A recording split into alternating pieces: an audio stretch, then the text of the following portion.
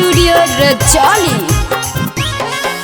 आगे बुझिया ने हमरा अनाड़ी हाके खूने में भरल रंगदारी। आगे बुझिया ने हमरा अनाड़ी हाके खूने में भरल रंगदारी। आगे पूछिया नहीं तू हमर बारे में छौड़ी ढेर गे। हियो हम नवादा जिला के शेर गे। हियो हम नवादा जिला के शेर गे।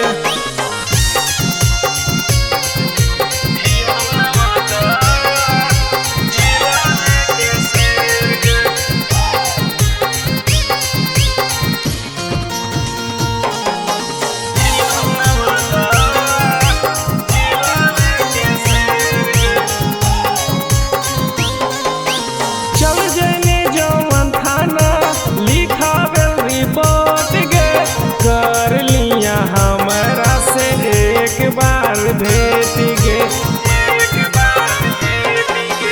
चल जाएंगे जौवन थाना लिखा रिपोर्ट गे। कर लिया हमारा से एक बार भेट गे।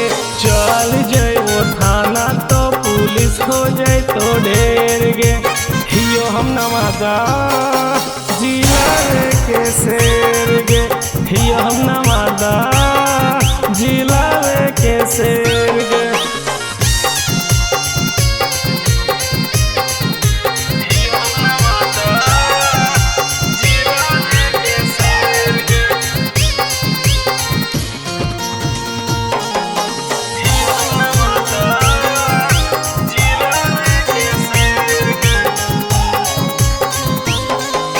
कि बाप दादा के हमर चलो है अभियो शासन ओकरे पर घुमा है गे बिहार के प्रशासन।